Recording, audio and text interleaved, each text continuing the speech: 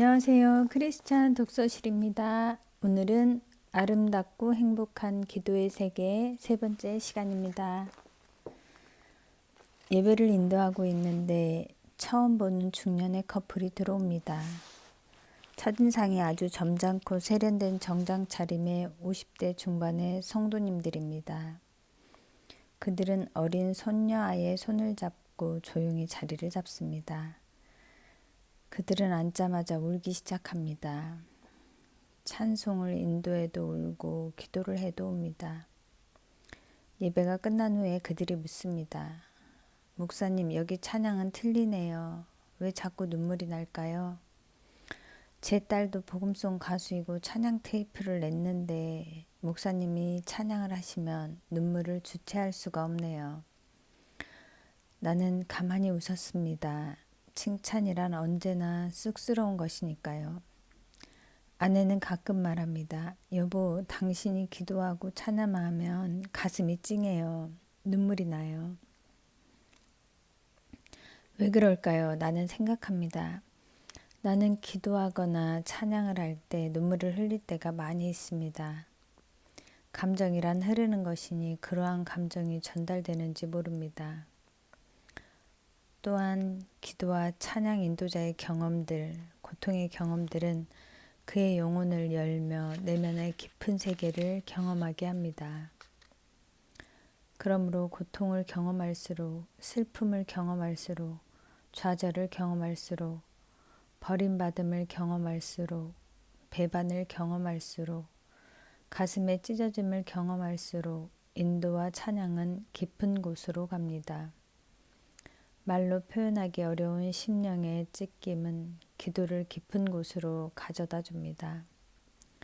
그러한 기도와 찬양은 웅변이 아니고 테크닉도 아니며 음악성도 아니며 오직 주를 향한 영혼의 애절한 울부짖음이며 열망이며 사모함입니다. 나는 기도를 하며 찬양을 드리며 너무 행복해서 옵니다. 주님이 너무 좋아서 옵니다.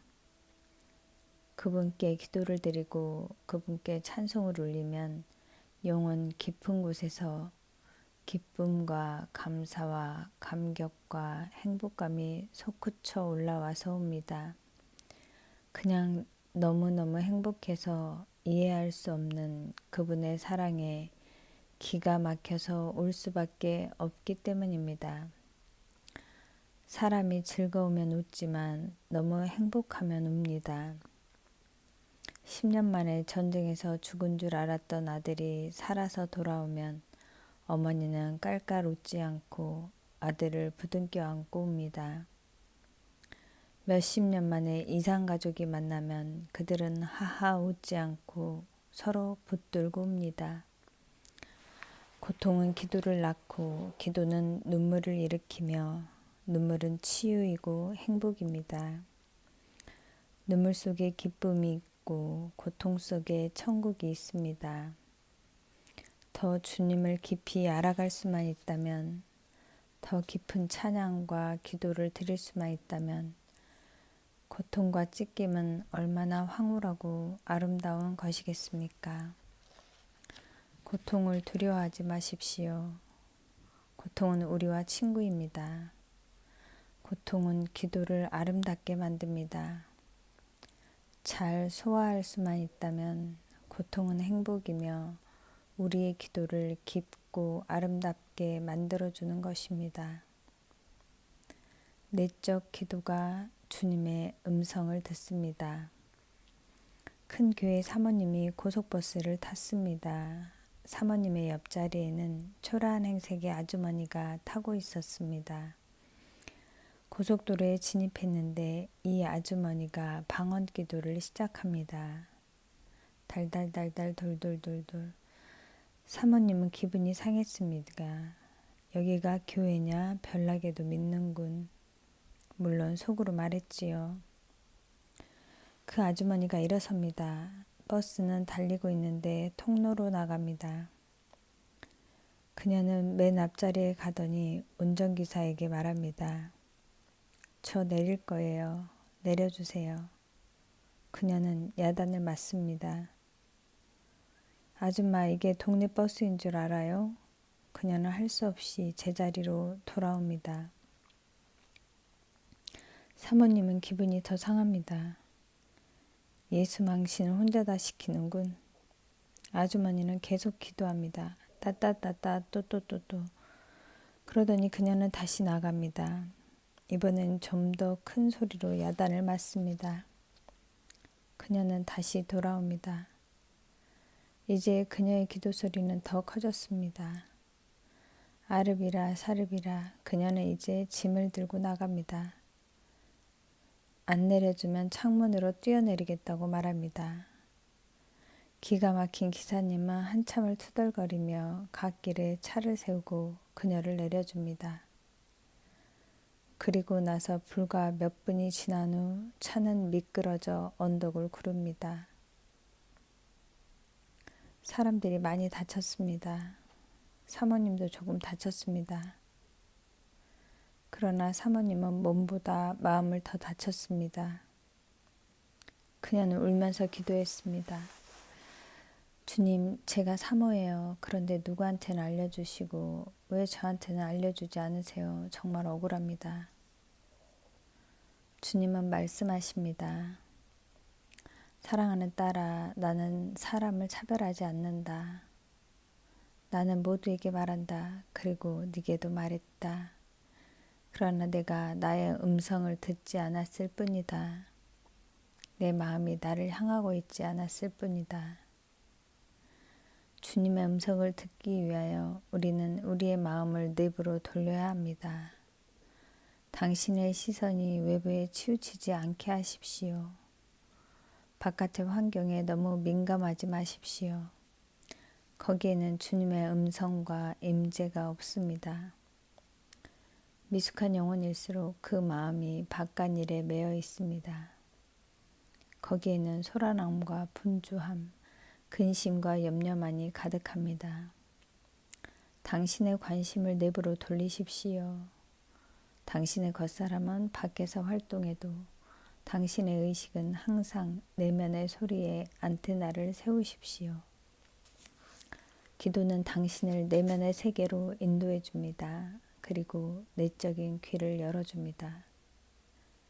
기도, 그것은 주님의 음성을 듣는 것입니다. 내적 기도에 익숙해질 때 당신은 수시로 주님의 음성과 감동을 느낄 수 있게 될 것입니다. 기도만이 참된 행복을 줍니다. 기도 없는 행복은 행복이 아닙니다. 기도 없는 복권 당첨, 기도 없는 증권 수익, 기도 없는 멋진 결혼, 기도 없는 황홀한 데이트, 그것은 모두 모래성에 불과합니다. 그러한 것들은 모두 사람을 멸망의 문턱으로 인도하는 것입니다. 사람들은 모두 기도 없이 이루어지는 행복을 사모하지만 기도 없는 행복만큼, 기도 없는 성공만큼 무서운 것은 없습니다. 모든 참된 행복과 성공은 자신의 기도이든 그를 위한 타인의 중보이든 기도의 대가 없이는 이루어지지 않습니다. 당신이 기도하지 않았는데 행복하다면 당신은 조심해야 합니다.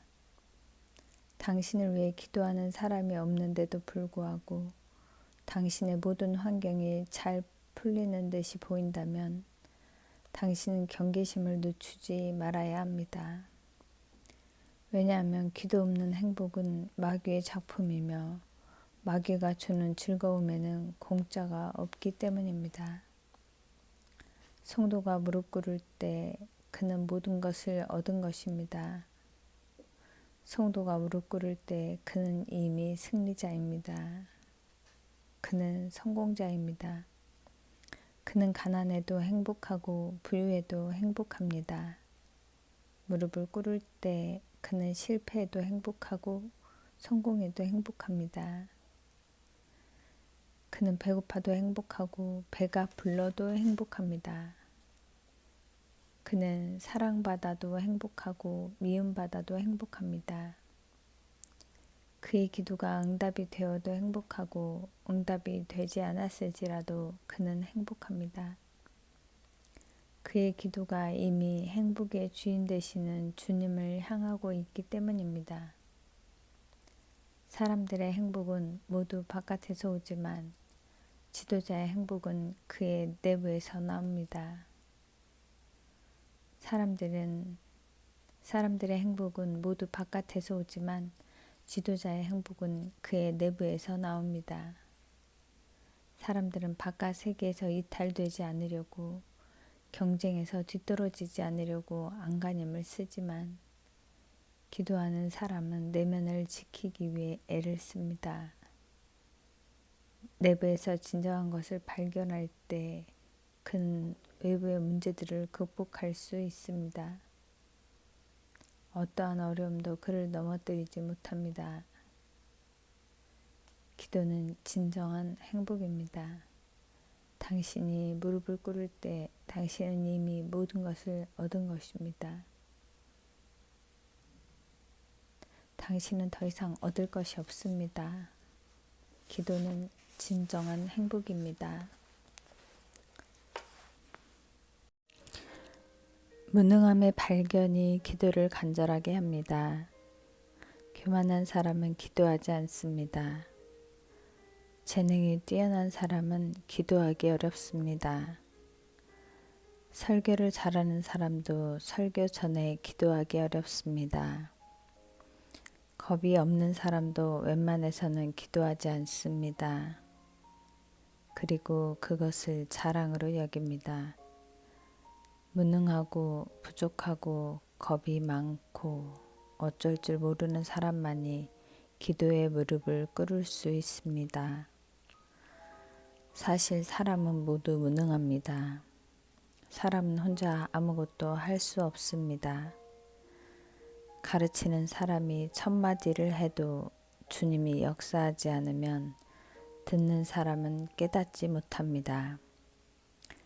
외치는 사람이 아무리 뜨거워도 주님께서 역사하지 않으시면 듣는 사람은 마음이 열리지 않습니다. 그러나 주님께서 한 번만 임하시면 사람은 깨우침을 얻고 회개의 영을 얻습니다. 모두가 무능합니다. 무능하지 않은 사람은 아무도 없습니다. 그러나 주님의 은혜를 얻어 깨우침을 받은 사람만이 자기의 무능을 압니다. 그리고 자기의 무능을 깨달은 자만이 간절한 마음으로 주님께 기도할 수 있습니다. 오 주님, 당신이 오셔야 합니다. 당신이 임하시지 않으면 나는 끝장입니다. 제발 오셔서 저를 도와주십시오. 주님이 오시지 않으면 나는 죽습니다. 당신이 오지 않으면 나의 설교도, 나의 지혜도, 나의 모든 애씀도 다 부질없는 것입니다. 영혼이 열린 이들은 항상 그렇게 기도합니다. 깨달으면 깨달을수록 그는 기도하지 않으면 주님을 의지하지 않으면 견딜 수가 없게 되는 것입니다. 강한 자는 자기를 의지하고 약한 자는 기도를 의지합니다. 그러므로 주님께서는 연약하고 부족한 자를 사랑하시고 함께 해주십니다. 자기 무능의 깨달음, 그것이 기도를 간절하게 합니다. 그리하여 무능한 자들이 오히려 더 강하고 지혜로운 자가 될 수 있는 것입니다. 기도는 참된 교육입니다. 어떤 분이 말합니다. 돈이 없어서 자식을 제대로 가르칠 수가 없어요. 글쎄요, 돈으로 자식을 가르치나요? 어느 정도는 그렇겠지요. 하지만 그것은 일부에 불과합니다. 돈으로 장난감을 사주고, 돈으로 책을 사다 주고, 돈으로 학원에 보내고, 돈으로 유학을 보내고, 돈으로 아이가 원하는 것을 해주고, 그렇게 하면 무능한 부모라는 소리는 듣지 않겠지요. 그러나 돈으로 할 수 있는 모든 것을 다 해준다고 해서 그것이 온전한 교육일까요? 다윗의 아들 아도니아가 스스로 높여서 이르기를 내가 왕이 되리라. 저는 채용이 심히 준수한 자라. 그 부친이 내가 어찌하여 그리하였느냐 하는 말로 한 번도 저를 섭섭하게 한 일이 없었더라. 다윗은 아무것도 부족함이 없도록 애지중지 아도니아를 키웠지요. 왕의 자식이니 필요한 모든 것을 아낌없이 해주었을 것이고 아주 잘생긴 아들이니 특히 더 애정을 주었지요. 하지만 그 결과는 어떻게 되었을까요? 그는 잘못된 욕망을 품었고 그 결과 비참한 죽음을 당하게 되었지요. 자식은 돈으로 키우는 것이 아닙니다. 자식은 기도로 키웁니다. 자식을 위하여 기도하고 자식에게 기도를 가르쳐야 합니다. 회개를 가르치고 눈물을 가르치며 죄를 미워하고 감사할 것과 겸손할 것을 가르쳐야 합니다. 자신의 힘과 지혜를 의뢰하지 않으며 기도로 주님의 도우심을 구하도록 가르쳐야 합니다. 돈이 없어서 자식을 제대로 키울 수 없다고 생각하지 마십시오. 오직 기도로 자식을 키우며 자녀의 필요를 기도로 주님께 아뢰며 기도로 눈물로 자녀를 주님의 손에 맡기십시오. 부유한 자는 자식을 망칠 수 있어도 기도하는 부모는 결코 자녀를 망치지 않을 것입니다. 기도함으로 아이를 주님께 맡기십시오. 그러면 주님께서 아이를 직접 교육하실 것입니다. 그러므로 기도는 참된 교육이며 자녀를 온전한 길로 인도하는 아름다운 비결이 되는 것입니다. 기도는 영적 전쟁입니다. 이사 오기 전에 우리 집은 상가 건물 2층에 있었습니다. 아래층에는 사무실이 있습니다. 그런데 이 아래층 사무실에 점을 치는 무당이 들어왔습니다. 주인에게 항의해 보았지만 소용이 없었습니다. 건물이 주인의 소유이니 어쩔 수 없는 일이지요. 아래층으로 이사 오는 날 어떤 영적 에너지가 아래층에서 올라오기 시작합니다. 불쾌하지만 할 수 없었습니다. 영적 전쟁이 시작된 것입니다. 그들은 상을 차리고 그 위에 돼지머리, 제단, 촛대 등 여러 묘한 형상들을 진영에 놓고 징을 치면서 연부를 웹니다. 어떤 스님을 초청해 온 것 같습니다. 나는 2층에서 그 에너지를 느낍니다. 아내는 느끼지 못하지만 나는 그 악한 에너지를 통한 고통을 느낍니다. 혼미한 영들이 옵니다. 머리가 어지럽습니다. 좀 더 있자니 머리가 깨지는 듯이 아픕니다. 구역질이 올라오기 시작합니다. 제법이군요. 조금 센 귀신인 모양입니다. 귀신도 계급을 따라 영역이 있습니다. 초신자에게는 초보 귀신이 가서 공격을 합니다. 영이 조금 자라면 고참 귀신이 옵니다. 그러나 어떤 귀신이든지 주님을 의지하며 기도하는 사람을 이기는 귀신은 없습니다. 나는 귀신을 쫓는 전문도 아니고 이런 전쟁은 딱 질색이지만 거로운 싸움을 피할 수는 없는 것입니다. 나는 조용히 기도하고 찬양을 드립니다. 그리고 악한 영들의 세력을 대적합니다. 그러자 아래층에서 올라오는 에너지는 멈칫합니다. 그리고 향기로운 에너지가 아래층으로 내려갑니다. 잠시 후에 다시 악한 에너지가 올라옵니다. 악한 영들이 정신을 잃었다가 다시 회복하고 공격을 하고 있는 모양입니다. 나는 다시 기도와 찬양을 합니다. 그러자 악한 기운은 올라오는 힘을 잃고 다시 부드러운 에너지가 아래로 향합니다. 이것이 여러 번 반복됩니다. 시간이 흐르면서 나는 악한 에너지와 그 영의 기운이 점점 힘을 잃어가는 것을 느낍니다. 얼마 후에 징소리는 끝났습니다. 그리고 며칠 후에 아래층은 셔터가 내려집니다. 그리고는 계속 비워져 있습니다. 비워놓아도 월세는 내야 하는데 그들은 계속 보이지 않더니 결국 사라졌습니다. 기도는 영적 세계와 교류하는 것입니다. 영적 세계는 주님과 천사만 있는 것이 아니고 악령들도 존재하며 그들은 우리의 기도를 방해하기도 하고 우리를 공격하기도 합니다.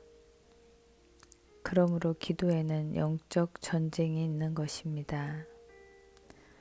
실제적인 삶의 많은 부분이 이 영적인 전쟁과 관련되어 있습니다. 인생의 많은 부분이 영적인 영역에서 결정되며 사람들은 잘 인식하지 못하지만 많은 부분에서 악령들의 공격으로 인하여 재앙과 고통을 경험하곤 합니다. 영적으로 어리고 영적 감각이 둔할 때 그리스도인들은 어두운 영들의 정체와 공격에 대해서 무지하며 감지하지 못하기 때문에 많은 억압과 눌림 속에 있습니다. 그러나 기도에 대해서 배워가고 경험하며 영적 감각이 살아나기 시작할수록 그리스도인들은 영의 전쟁을 인식하게 되며 기도의 능력과 승리의 기쁨을 알아가게 됩니다. 기도는 영적 전쟁입니다. 기도에는 영적 전쟁이 있습니다. 영이 열려갈수록 기도가 발전할수록 우리는 이 전쟁에서 승리하게 됩니다. 그리하여 풍성한 삶을 살아가게 될 것입니다. 기도도 가짜가 있습니다. 무당 이사를 가고 난 후 같은 사무실에 어떤 철학을 하는 청년이 이사를 와서 철학관을 차립니다. 말이 철학이지 사람들에게 점을 쳐주는 것입니다. 별로 기분은 좋지 않지만 우리가 사정이 생겨서 이사하게 되었으므로 우리는 주인에게 항의하지는 않았습니다. 그도 무엇인가 연부를 외웁니다. 새벽 2시에 일어나서 연부를 외웁니다. 그들의 열심은 그리스도인들이 본받아야 할 것입니다. 나는 그의 연부를 조용히 들어보았습니다. 그리고 웃음이 나왔습니다. 그의 연불에는 능력이 없었습니다. 철학을 하든 무당을 하든 신을 받은 사람이 있고 이론만 가지고 있는 사람도 있습니다. 무당을 양성하는 학원도 있다고 합니다. 속성 3개월 코스도 있다고 합니다.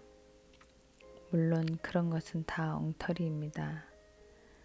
귀신의 영을 받지 않으면 이론을 열심히 연구하고 배워도 능력이 나오지 않습니다. 흔히 말하기를 귀신같이 맞춘다는 사람이 있습니다. 그러한 이들은 귀신을 받은 사람입니다. 그러나 귀신의 영을 받지 않은 사람들은 잘 맞추지 못합니다. 그래서 그런 것을 추구하는 사람들은 귀신을 받으려고 산속에서 연부를 하며 영하의 추위 속에서도 물속에 들어가 고생을 하는 것입니다. 점을 치러 가는 사람은 자기의 영혼을 귀신에게 맡기는 사람입니다. 무당이 점을 치러 오는 사람의 사정을 아는 것은 무당의 속에 귀신이 점을 치려는 사람의 영혼을 터치하기 때문입니다. 그러니 귀신의 터치를 받은 사람에게 복이 아니라 재앙이 오는 것은 당연한 것입니다. 나는 아래층 남자의 연부를 들으며 안심이 되었습니다. 그는 귀신을 받지 못했으며 귀신의 능력을 가지고 있지 않습니다. 그러므로 그는 사람들에게 악한 기운을 나누어 주지 못할 것입니다. 다행입니다. 그는 별로 사람을 해롭게 하지 못할 것입니다. 물론 길흉을 묻는 그 자체가 죄이며 영혼을 망치는 행위이지만 귀신의 영을 받지 않은 무당은 타인의 영혼을 직접적으로 짓누르지 못합니다.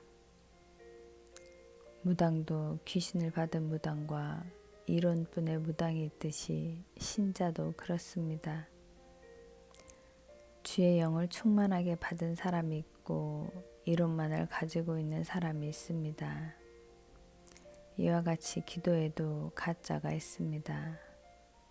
능력이 없는 기도가 있습니다. 말은 있으나 영이 나오지 않는 기도가 있습니다. 화려한 언변은 있으나 영적인 힘이 없는 기도가 있습니다. 아직 그는 기도의 영을 받지 못한 것이며 주님의 영으로 사로잡히지 않은 것입니다. 진정한 기도의 권능을 사모하십시오. 당신의 기도가 성령의 능력에 사로잡히게 하십시오. 사모하고 추구할 때 당신의 기도는 강건하며 실제적인 기도가 될 수 있을 것입니다. 기도의 실제를 경험하십시오. 사람들은 흔히 어떤 개념을 이해하면 그것을 안다고 생각합니다. 어떤 책을 몇 권 읽고 감명을 받으면 그것이 내 것이라고 생각합니다. 그래서 자신이 그것을 체험해 보지도 않고 자신의 실제 삶에 나타나지도 않았음에도 불구하고 자신이 배운 것을 가르치려 하거나 자기가 얻는 이론적인 지식으로 남을 비판하기도 합니다. 그러나 그러한 이해는 실상이 아닙니다. 그의 깨달음은 오래가지 않습니다. 그는 자신이 그것을 다 깨달았다고 생각하지만 그가 다시 다른 개념과 접촉하게 되면 그는 다시 새로운 개념에 빠지게 되며 자신이 전에 주장했던 것들을 비판할 것입니다. 실제가 되지 않은 이해는 언제나 반대 방향으로 바뀔 수 있습니다. 이해와 실제는 같은 것이 아닙니다. 기도에 대한 책을 몇 권 읽었다고 기도를 아는 것은 아닙니다. 전도에 대한 책을 몇 권 읽었다고 전도를 아는 것은 아닙니다. 제자 훈련을 받았다고 모두가 주님의 제자가 되는 것은 아닙니다. 사랑에 대하여 논문을 썼다고 해서 그가 반드시 사랑의 사람이라고 할 수는 없으며 기쁨에 대해서 이야기하는 것과 실제로 기쁨을 경험하는 것은 다른 것입니다. 신앙은 실제가 되어야 합니다. 단순히 개념의 이해로 만족해서는 안 됩니다. 기도의 세계는 특히 그렇습니다. 그것은 실제로 맛보아야 하는 것입니다. 주님과 먼 거리에 있는 사람들이 자신의 믿음에 자신을 가지고 다른 이들을 가르치며 다른 이들의 신앙 없음을 비판하는 것도 이 개념과 실상의 차이를 모르기 때문입니다. 이해는 실제의 시작입니다. 아무런 이해와 진리의 경험 없이 체험만 강조하는 것은 잘못입니다. 처음에는 머리의 이해로 시작됩니다. 그리고 나서 그 다음에 그것은 심령으로 경험되어져야 합니다. 그것이 바로 여호와의 선하심을 맛보아 아는 것입니다. 그리고 심령으로 경험된 것은 행동으로 나타나야 하며 삶과 인격으로 열매를 맺어야 하는 것입니다. 이것이 온전한 구원의 과정이며 말씀과 기도와 은혜를 실제적으로 경험하는 과정입니다. 그러므로 어떤 것을 조금 이해했다 하더라도 그것이 자신의 삶 속에서 실제로 경험되어지고 열매로 나타나지 않았다면 그것은 아직 자기의 것이 아닙니다. 그러한 이들은 아직 자신의 깨달음과 이해를 다른 이들에게 가르쳐서는 안 됩니다. 거기에는 아무런 열매가 없기 때문입니다. 아무도 자신의 삶 속에서 실제가 되지 않은 것을 다른 사람들에게 먹일 수는 없습니다. 자신을 영적이라고 생각하는 사람은 많지만 실제로 자신의 인격과 삶 속에서 주님의 능력과 임재가 흘러나오는 사람은 많지 않습니다. 많은 사역자들이 개념은 많으나 이 영적인 실제가 부족하기 때문에 자기의 삶도 변화되지 않고 타인의 삶도 변화시키지 못하는 것입니다. 어떤 이는 이해는 있으나 심령의 체험이 없어 마음이 차갑습니다. 그는 길은 알지만 가지 않습니다. 그가 이해하고 있는 것을 진정 소원하지 않기 때문입니다. 어떤 이는 체험은 많으나 진리에 대한 이해가 부족하여 그 영혼이 어두운 곳에서 방황합니다. 그는 어디로 갈지 갈 바를 모릅니다. 어떤 이는 행동 에너지는 많으나 이해와 내적 경험이 부족하여 충동적으로 움직이며 진리가 아닌 것에 빠지기도 합니다. 그러므로 이해, 체험, 열매는 서로 조화되어 온전히 이루어져야 하는 것입니다. 기도의 경우에도 마찬가지입니다. 먼저 기도의 원리를 이해해야 합니다. 바르게 배우셔야 합니다.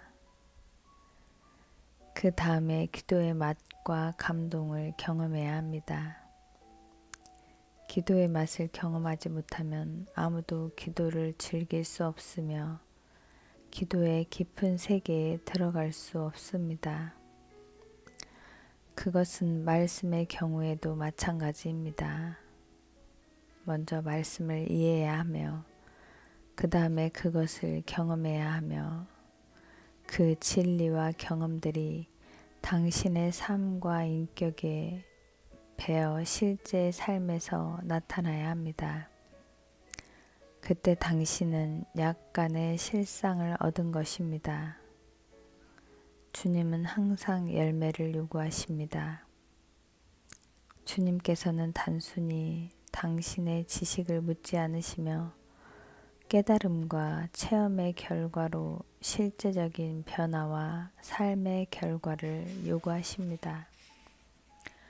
당신의 지식과 당신의 체험을 통하여 당신이 얼만큼 사랑하였는지, 얼만큼 섬겼는지를 물어보십니다. 그러므로 삶과 인격의 열매로서 나타나지 않은 모든 지식과 체험은 아직 실제가 아니며 심판날에 그를 안전하게 지탱해 주지 못하는 것입니다.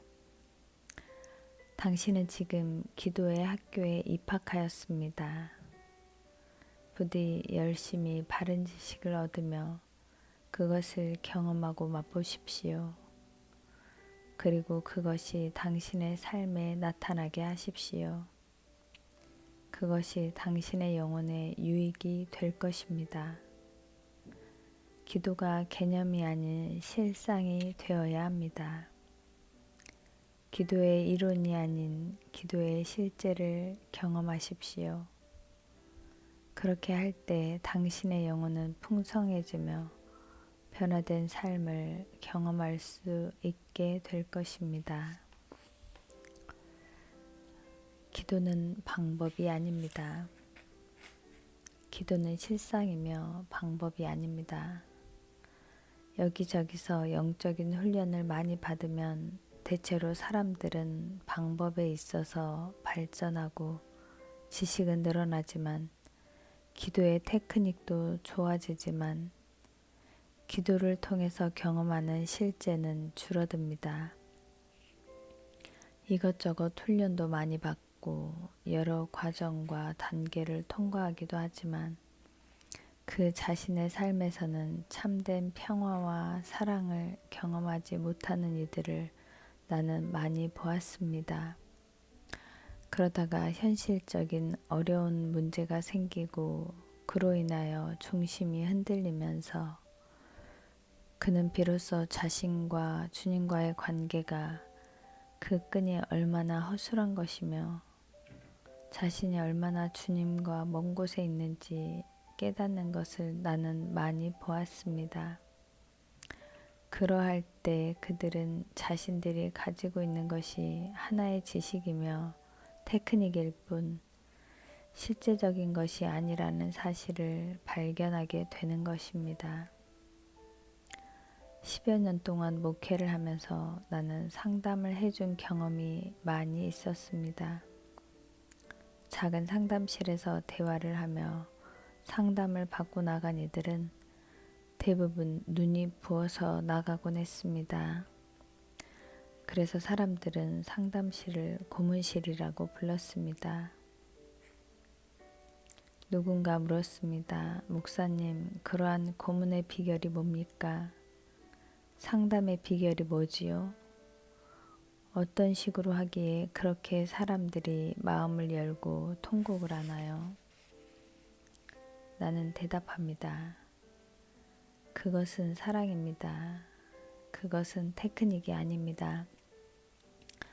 상담에는 방법이 없으며 상대방을 진정으로 사랑하는 마음이 있으면 우리는 서로 많은 것을 나눌 수 있습니다.